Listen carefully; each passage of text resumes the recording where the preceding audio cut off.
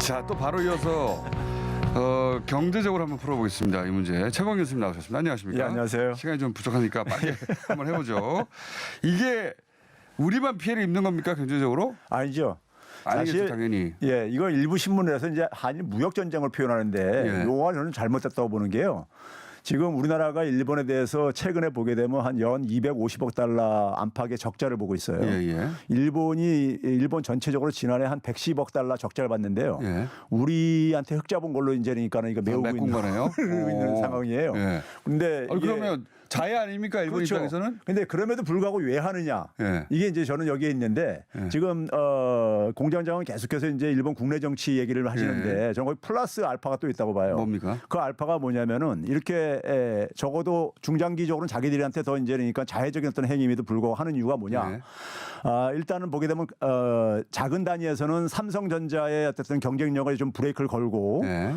그다음에 두 번째는 뭐냐면 한국 경제에 좀 이제 그러니까 상당히 부정적인 영향을 타격을 주겠다. 예. 그걸 통해서 국내에 있어서 그러니까는 친일본 정권으로 좀 교체를 하고 싶다.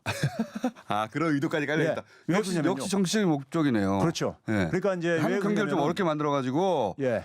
그 일본의 우호적인 보수 정권이 들어오게 하고 싶다 이거 아닙니까? 그렇죠. 그러니까 왜 그러냐면 이명박 박근혜 정부 때 일본 국익을 추구하는데 굉장히 그러니까는 지금 문재인 정부에 비해서는 용이했었잖아요. 편했죠. 예, 그러니까는 바로 이제 박근혜 그 정부 때 부분입니다. 위안부 합의라든가 일본이 원하는 예. 대로 다 됐죠. 그래서 이 부분에서 가장 초점을 맞춰야 될 부분은요. 이 싸움에서 예. 결국은 그러니까 우리 국민들이 얼마나 단결을 해주느냐가 저는 이제 관건이라고 보는데요. 예. 이 일본이 노리는 것은 뭐냐면 국내의 분열입니다. 그러니까 지금 뭐냐면 매판적인 어쨌든 간에 언론이라든가 매판적인 정치 집단들이 국내에 많이 있다는 걸 알고 있어요. 일본도요. 예. 그러니까 이제 자기들이 일본 우호적인 매체들이 있죠. 그러니까 실제. 자기들이 이제 어쨌든 간에 압력을 가하게 되면은 내부에 이제 어려움이 증가되면서 이게 분열과 균열로 발전할 것이다. 이렇게 이제 보고 있는 것이고요. 그래서 이것이 일시적으로 저는 끝일 것 같지는 않고요. 적어도 내년 총선 우리 또 정치적 해석을 해주시네요. 아닙니다. 이건 정치하고 경제는 그렇게 분리가 될 수 없는 거기 때문에. 이 조치에 있어서는 분명히 경제적 조치일뿐만 아니라 정치적 해석이 조치가 분명한데 그런데 그게 이제 단순히 이번 선거뿐만 아니라 향후로도 일본 정부가 문재인 정부 때문에 골치 아프거든요. 그렇죠. 예. 뜻대로 되는 게 하나도 없어요 최근에. 그래서 이 정부를 바꾸고 싶어하는 의도가 깔려 있다. 왜 그러냐면요. 일본이 지금 그럴듯한 해석인데요. 예. 일본이 지금 뭐냐면 시간이 지나면은 굉장히 자기들이 난처한 입장에 빠진다는 거를 알고 있는 게 뭐냐면 한국에서 국산화를 준비하고 있다는 거. 예. 그러니까요. 이 부분에 대해서 알고 있어요, 일본이요. 알면서 왜 이렇게 하냐 이제 이 부분인 거죠. 이게 이제 계속되면 아니 그러면 국산으로 대체하지 뭐라거나 혹은 밴더 다변화해서 다른 나라에 수입하지 뭐 이렇게 할 거 아닙니까 당연히. 그 지금 충분히 지금 준비를 하고 있어 왔고요. 기업들도 그러니까요. 그럼에도 불구하고 정치적 목적이 있어 던져보는 그렇죠. 거다. 예. 성공할 것 같지 않은데요?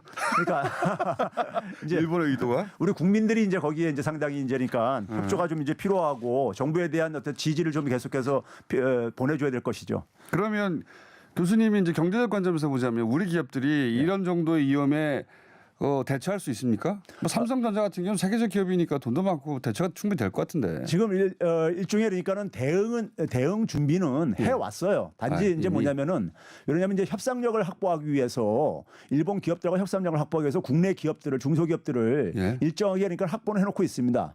단지 뭐냐면은 이제 그러니까는 이 거래처를 그러니까 바꾸는 것이 바꾸는데 어떤 리스크가 있다 보니까는 있죠 언제나. 예. 그러다 보니까 우리 중소기업들이 제대로 이제 성장을 못한 측면이 있다 보니까는 기술력 차이라든가 생산 능력의 차이가 좀 일정하게 존재하는 건 사실입니다.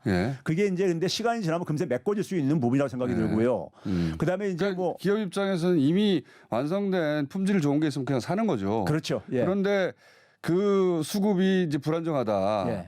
그러면 당연히 그 대기업 정도 되면 한 서너 개 밴더들 대체 밴더를 항상 목록에 있거든요. 근데 그 사이에는 국내 기업들이 성장할 수 없었는데 왜?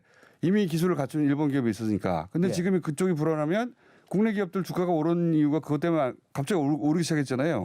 그럼 대체될 수도 있는 거 아닙니까? 그죠? 그렇죠. 저는 이게 또 하나가 있잖아요. 우리 입장에서는 나쁜 게 아니잖아요. 그렇죠. 그러니까 일본이 그걸 알고 있어요. 알고 있음에도 있는데? 불구하고 왜 하느냐? 예. 일본이 저는 정치 경제적으로요 정상 국가가 아닙니다 지금요. 이건 저기 저도 그렇게 근거가 있는 생각합니다, 얘기입니다. 사실. 왜냐하면 예. 정치적으로는 우리가 자기들이 야당이 없잖아요. 전쟁을 할 수 없는 국가잖아요. 예. 그리고 경제적으로는 굉장히 지금 그러니까 과거 1949년 한국 전쟁 그 직전 상황하고 좀 비슷해요. 굉장히 그러니까 경제가 지금 장기 불황을 겪고 있고. 그러니까 지난 아베 정권 출범한 이후에 그러니까 한 410조 엔. 예. 우리나라 돈으로 하게 되면 이게 한 4,500조 정도 됩니다. 예. 이 돈을 풀어서도 그러니까 지금 이게 경제가 지금 활성화가 안 되고 있어요. 그렇죠. 예. 그러니까 상당히 이 한국과 한반도를 희생물로 삼아 가지고 예. 자기들이 그러니까 좀 다시 그러니까 이 부활하는 이 계기로 좀 삼고 싶어 하는 것이 일본 우익들의 기본적인 마인드예요. 과거 이제 한국 전쟁을 계기로 일본이 그러니까 장기 그 전후에 그러니까는 그 비참한 상황에서 탈피할 수 있었고 그다음에 50년대 부흥으로 이제 이어졌듯이 한국 전쟁 때문에 돈 많이 벌었죠. 그러니까요. 그게 지금 이제 그런 이제 그러니까 그 꿈을 여전히 지금도 이제 못 버리고 있는 거죠. 근데 이제 이건 어떻습니까? 1분밖에 안 남았는데 예. 그러니까 그 일본 우익들의 최근 조치들을 보면 아직도 한 20년 최소한 20년 전에 멈춰져 있다는 생각이 드는 게 그 한국 경제를 일본의 수직 계열화 그 하위 하청 경제 정도로 이해하는 것 같더라고요. 우리가 이거 끊으면 니네 힘들 걸 그런 상황은 이미 지나갔지 않습니까? 그렇죠. 그러니까 지금 이제 그게 사실 90년대부터 이제 이 분기점이 생겨요. 예. 일본은 이제 그 당시부터 장기 불황으로 빠지게 되고 예. 우리는 이제 그 당시에 이제 좀 치고 올라가는 이제 이런 측면이 예. 있었고요. 격차가 굉장히 줄었는데 이제는. 그렇죠. 특히 전자제품 분야에서 속에서 일본의 경쟁력이 굉장히 강했었는데 예. 근데 그 부분이 굉장히 격차가 축소가 됐어요. 소니하고 삼성전자를 생각해 보십시오. 격차가 어떻게 됐는가. 그러니까 2013년도에 그러니까는 그 파이낸셜 타임즈에서요. 예. 아베노믹스를 이제 펼친다고 할 때 뭐라고 이제 거기다가 이제 그 힐난을 했냐면은 일본의 제품이 안 팔리는 이유는 일본 엔화 가치가 높아서 비싸서가 아니라 일본 제품 가격이 비싸서가 아니라 일본 제품이 매력이 없기 때문이다. 맞아요. 이런 제 표현을 했거든요. 이제 그게 더 정확한 후져요. 전곡을 찌른 거예요. 더 후집니다. 그거 아직도 모르고 있는 것 같아요. 그러니까요. 일본 우익들은. 예. 자, 요거 또 좀 더 얘기해야 될 것 같네요. 시간이 다 돼서 여기서 끊는데 재밌는 주제이기도 합니다. 예. 그 기본적으로 한일 관계에 대한 인식의 근본적인 틀을 바꿀 수 있는 계기인 것 같기도 해요. 자, 최백은 교수님이었습니다. 감사합니다. 네, 감사합니다.